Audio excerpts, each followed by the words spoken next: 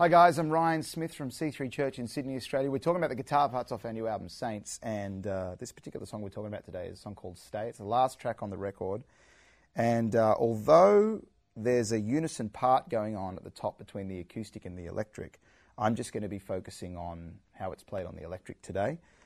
If you're an acoustic guitarist watching this because you want to learn, you're going to have to apply this same attack with the pick, and exactly the same way as I'm doing it here to get the overall effect. We're in the recorded key is actually the key of G. We choose to do it up a tone in the key of A because it goes too low in the verses. But today you're going to get it the way it was recorded and the way you're going to hear it on the record. We're capoing the 7th fret on the guitar here, which enables us to play the E minor sound that we want as an A minor 7, the way we traditionally play it down here as a cowboy chord. So there's our A minor 7, or in this case an E minor 7. The next shape is going to be the way we'd hold an open C. Now, for the way we'd do a G, I'm just doing it like that. I'm holding what I would normally hold as a G note, but I'm making available to myself all of the strings open.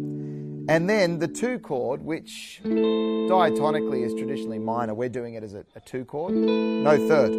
So there's our bass note here, the 5th of the chord and the octave, and there's our 2, that really haunting 2 or 9th, as we like to call it. I'm not going to talk letters, I'm going to talk numbers. There's our 6 chord, our 1 chord, our 5 chord, and our 2 chord, no third.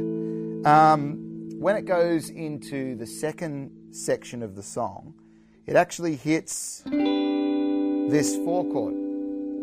Now, the 4 chord is normally a major sounding chord, but the way we are going to spell it is we're going to play the root of that 4 chord, the 9th or the 2, the 5th, got a major 7 in there.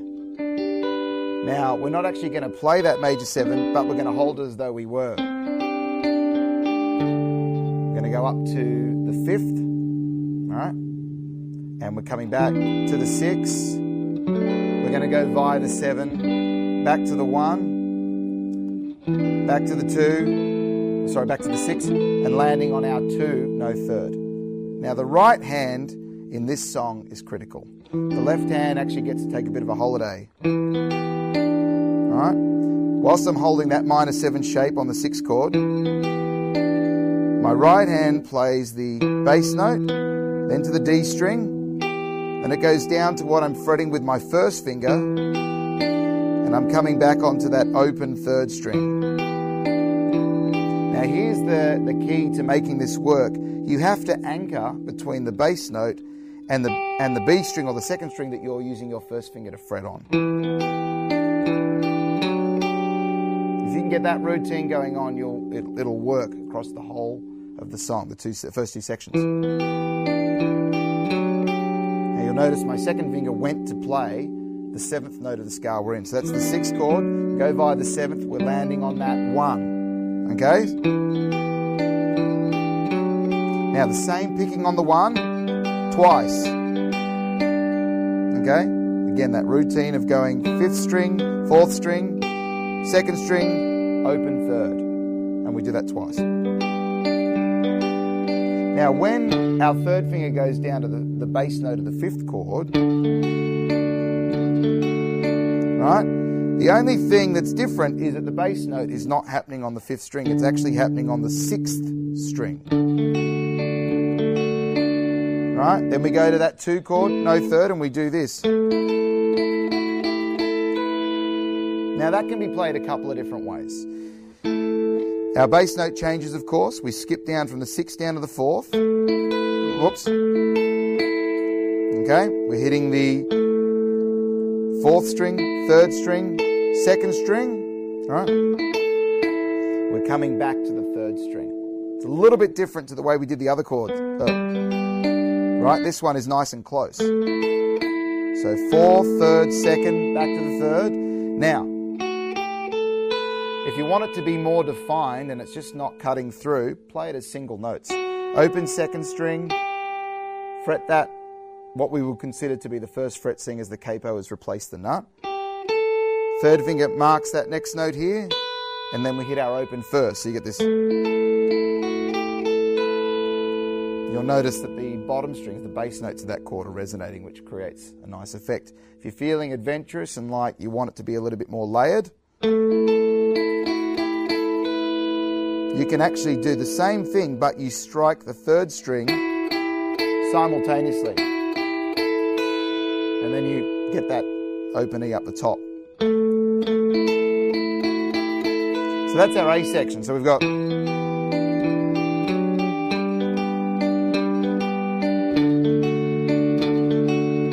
single,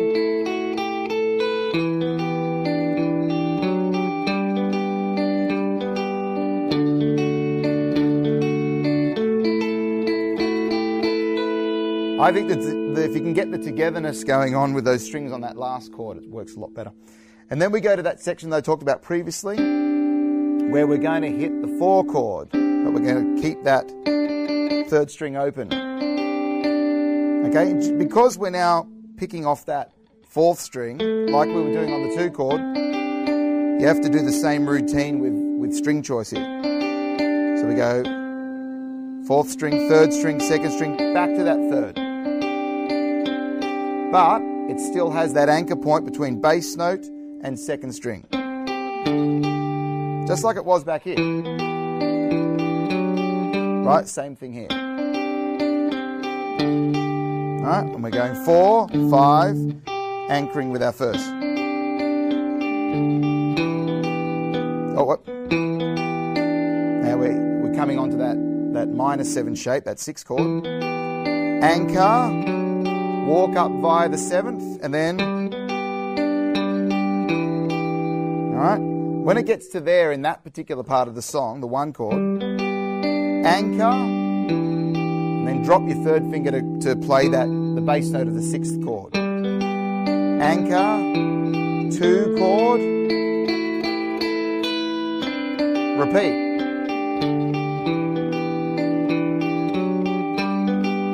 Anchor,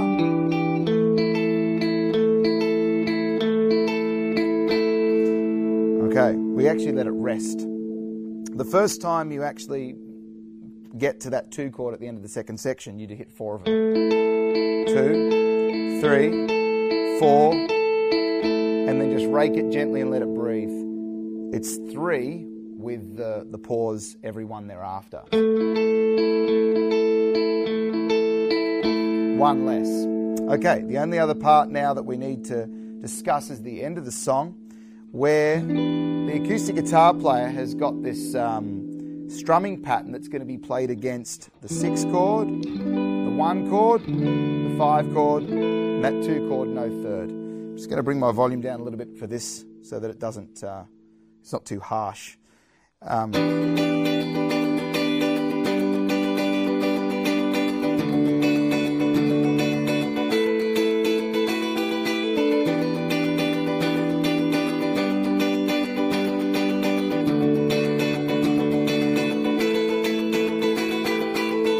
Now the way to practice that is to dampen the strings with your left hand. Make sure you get the rhythm part right.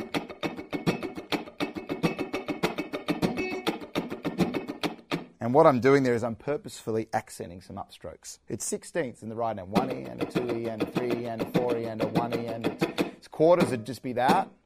8ths would be... but we're doubling it. It's actually 4 beats, 4 strokes for every beat. 1E and a 2E and a 3E and a 4E and a...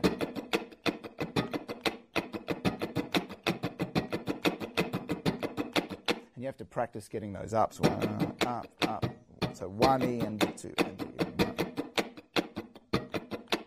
I could write it down for you, but you're best to hear it and feel it. The chords, it's the 6 chord. The 1 chord, there's the 5, where we drop everything. You've even got that open first string up the top. Now 2 chord, no 3rd.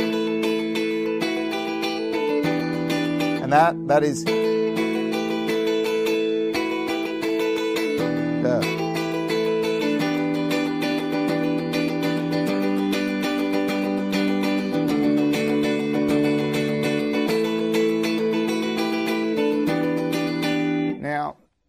That's what's going on typically for the acoustic guitar players, but the electric guitarist has got this line that you play continuously over that rhythm pass. 1 and 1, 3, 4, 1, 3, 4, 1, 1. Okay, it has to be played like that, otherwise it doesn't sound right. You're playing the open first string, and we're sliding with our index finger from the 10th fret to the 8th fret on the second string. 1, 3, 4, 1, 3, 4, 1, 3, 4, 1. And that last little phrase is exactly what's played in the first themes of the song. And that's the guitar parts for Stay. Enjoy.